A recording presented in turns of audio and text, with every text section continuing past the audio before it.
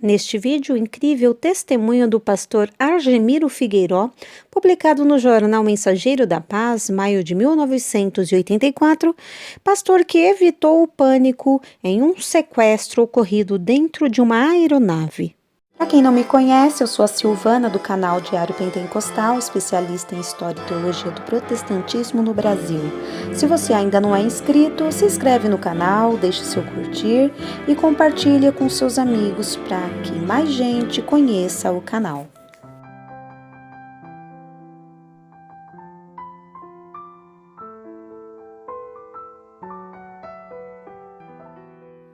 Às 22 horas e 30 minutos de uma noite normal no aeroporto de São Luís, Maranhão, os 158 passageiros do Airbus A300, prefixo PP, CLB da Cruzeiro, sentados em suas poltronas, apertaram os cintos e aguardaram o avião decolar.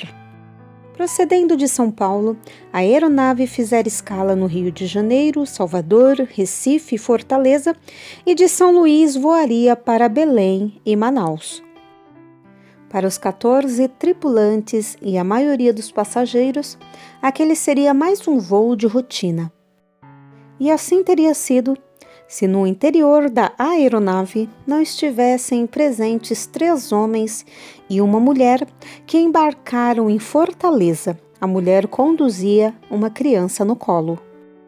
10 minutos após a decolagem do avião, um daqueles homens entrou na cabine do comando e apontou uma arma para o comandante e copiloto, dando início ao 14º sequestro na história da aviação brasileira. Os outros 2 sequestradores passaram a controlar os passageiros da cabine de primeira classe. A mulher, esposa de um deles, tentava acalentar o filho recém-nascido que chorava muito. O primeiro passageiro a notar que estava ocorrendo algo de errado foi o pastor Argemiro Figueiró. Devido à sua grande experiência de voo, ele é portador do certificado de piloto civil profissional, já pilotou 65 tipos de avião e tem mais de 5.000 horas de voo. O pastor Argemiro notou que o avião, após tomar altitude e nivelar voo, não assumiu a velocidade de cruzeiro, mas passou a reduzir sua potência como se estivesse economizando combustível. Além do mais, já estava voando há mais de 30 minutos e ainda não fora servido coisa alguma aos passageiros. E o próprio pastor Argemiro Figueiró, que concedeu entrevista ao diretor de publicações da CPAD, pastor Abraão de Almeida, que narra os momentos difíceis vividos no interior do avião sequestrado. Quando o avião nivelou e ninguém serviu nada, eu pensei que fosse um voo tão curto de São Luís a Belém que não valia a pena servir qualquer coisa. Mas quando me dei conta de que o avião não estava voando na velocidade e potência de cruzeiro, pensei que estivesse com problema em uma das turbinas. Mas se assim fosse, ele teria dado a volta e pousado novamente em São Luís. Decorridos os 50 minutos que levaríamos para chegar a Belém, o avião não aterrissou. Eu pensei então que o tempo estivesse mal em Belém e por isso o avião seguiria direto para Manaus. Transcorrido o tempo de pousarmos em Manaus, o avião continuava com a mesma potência e velocidade. Transcorrido o tempo de pousarmos em Manaus, o avião continuava com a mesma potência e velocidade. Foi aí que concluí que estávamos sendo sequestrados. Imediatamente comecei a me preocupar com o combustível. Um avião comercial tem que ter combustível para ir à cidade de destino, que nesse caso era Belém, e a um aeroporto de alternativa, no caso São Luís ou Manaus, e dispor ainda de 45 minutos de reserva. Agora só me restava saber onde os sequestradores exigiriam que o comandante conduzisse o avião. Inicialmente havia 3 possibilidades: as Guianas francesas, holandesa ou inglesa. Eu computei o tempo e fiquei assustado pelos meus cálculos. Nós não tínhamos combustível para chegar a nenhuma dessas Guianas, a não ser que alcançássemos uma delas em 15 minutos no máximo. Era provável que um outro motivo do piloto estar voando a baixa potência e a baixa velocidade era para dar tempo de negociar com os sequestradores.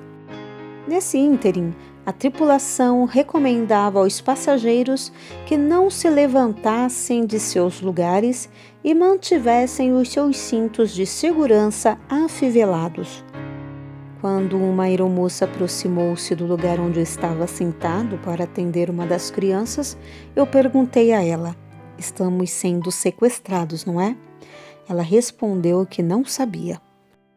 Mas sua resposta e o tom de sua voz foram suficientes para confirmar que estávamos mesmo sendo sequestrados.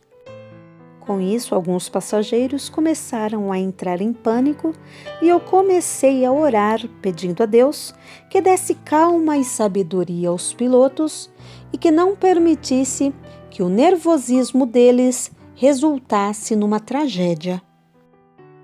Comecei a orar pelo povo para que Deus enviasse o seu Espírito, a sua paz e tranquilizasse a todos, pois alguns já estavam olhando em volta aterrorizados. Foi então que eu comecei a mandar mensagens para eles. Aos que insistiam em ficar de pé, eu avisava que era melhor permanecerem sentados, porque os sequestradores poderiam pensar que alguém acionaria algum sinal e esse pensamento era perigoso, pois eles estavam armados.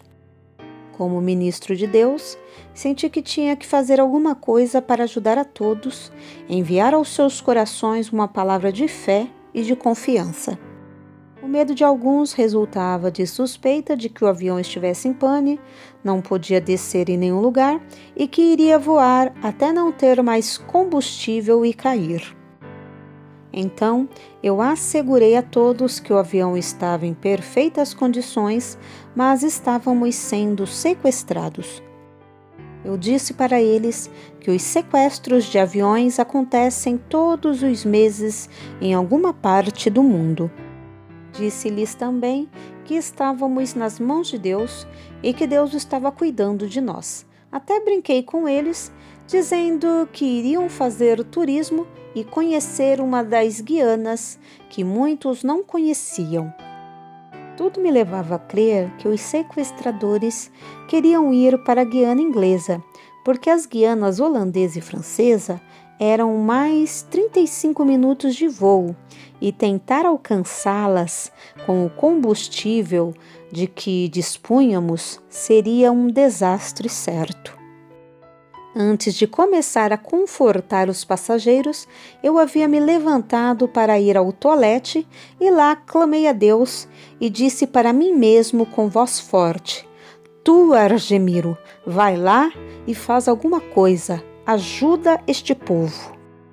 Quando voltei e comecei a falar para eles, de um momento para o outro notei que a segurança começou a reinar entre nós. Era como se fôssemos uma só pessoa, uma só família. Era como se o Espírito da paz, o Espírito de Deus, começasse a passear entre nós. Finalmente, quando um dos membros da tripulação anunciou que iríamos aterrissar, a felicidade estampou-se em todos os rostos. Eu sabia que era uma das Guianas, mas não sabia qual delas. Quando o avião aterrissou, reconheci que era a holandesa Suriname. Depois disso, eles anunciaram que o avião estava cercado por carros da polícia militar e corpo de bombeiros. Ora, aquilo era perigoso, pois são essas coisas que fazem com que os sequestradores fiquem nervosos e comecem a atirar. Mas graças a Deus que o comandante do aeroporto de Paramaribo deu ordem para que todos os carros da polícia e de bombeiros saíssem e deixasse só o avião na pista. Então nos avisaram que o avião iria para o lugar de abastecimento. Eu pensei, após abastecerem o avião, seguiremos para Cuba. Depois disto, ficamos mais 1h30 esperando dentro do avião. Finalmente, e para a tranquilidade de todos nós, os sequestradores deram permissão para que a cada 10 minutos desembarcassem uma mulher e uma criança. Finalmente deixaram todo o pessoal descer. Então, como eu já estava envolvido com todos eles, dirigi-os para uma sala de espera e ali comecei a falar com todos, dando uma palavra de estímulo e ânimo a um, batendo no ombro de outro, sendo ao mesmo tempo pastor, tio, pai, irmão, médico. Alguns pensavam que eu era agente da Varig. Foi uma maravilha trabalhar com aquela gente. Ali mesmo, na sala de espera, encontrei o embaixador do Brasil, um homem 100%. O comandante do aeroporto me veio cumprimentar também, pois já nos conhecíamos. Ele disse-me: pastor, parece que a todos os lugares onde existe qualquer problema e até mesmo tragédia humana, Deus manda você lá. Quando eu vi você descer, fiquei tão contente que não me contive e vim te dar um abraço. Então o embaixador falou para mim: Reverendo, eu vou para a embaixada, mas logo tornaremos a nos encontrar. Já mandamos vir outro ônibus para levar os passageiros para o hotel. O povo está nas suas mãos. Você está fazendo um bom trabalho. Nós não temos que nos preocupar. Quando chegamos no hotel, com os 157 passageiros e alguns oficiais, o povo estava tão feliz que ninguém queria descer do ônibus sem que eu descesse primeiro. E diziam: Pastor, o que seria de nós se o senhor não estivesse aqui? Eu disse para eles que se eu não estivesse ali, Deus teria providenciado outra pessoa. Mas aquele tinha sido o propósito de Deus, que todos nós estivéssemos no mesmo avião e vivêssemos aquela experiência. No hotel, o primeiro secretário e 4 funcionários da embaixada já estavam à nossa espera, prontos para nos ajudar no que fosse preciso. Eu tratei de acomodar a todos, chegando até a colocar 2 famílias juntas, 2 mulheres e 2 homens em cada quarto, pois o hotel não tinha lugar suficiente para todos. Ao mesmo tempo que fazia isto, atendia telefonemas do Rio de Janeiro, São Paulo, Brasília, Rio Grande do Sul e etc.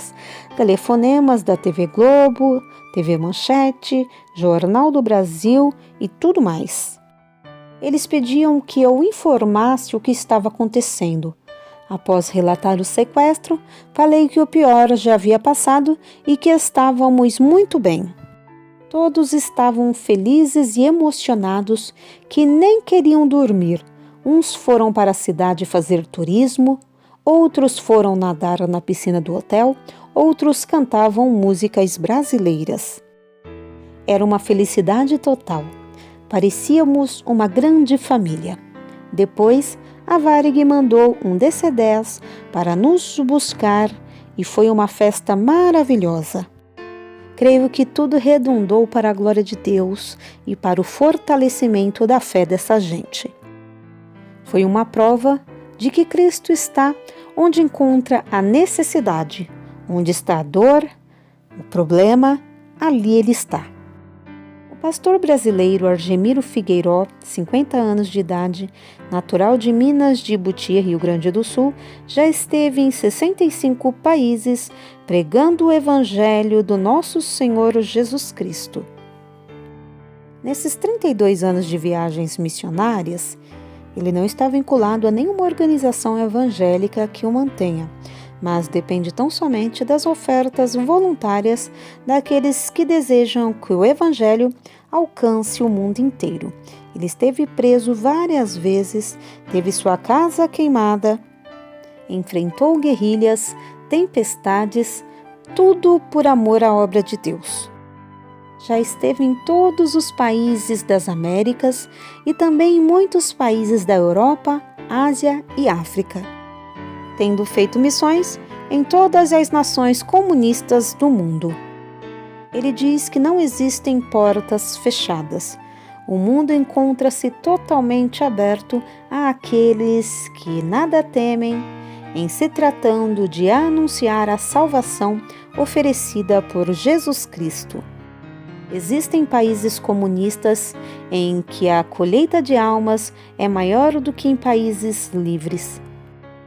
Porque em muitos países livres, a igreja só está desfrutando das bênçãos de Sião, ou seja, engordando espiritualmente, gozando na liberdade que há em Cristo. Mas naqueles países não existe liberdade, o povo está sofrendo. Quando alguém chega e começa a falar de Jesus para eles, essas pessoas com lágrimas nos olhos aceitam Jesus Cristo como seu Salvador. Devemos pregar enquanto estivermos aqui na terra. O Evangelho é plenamente possível, porque para Deus não existem portas fechadas.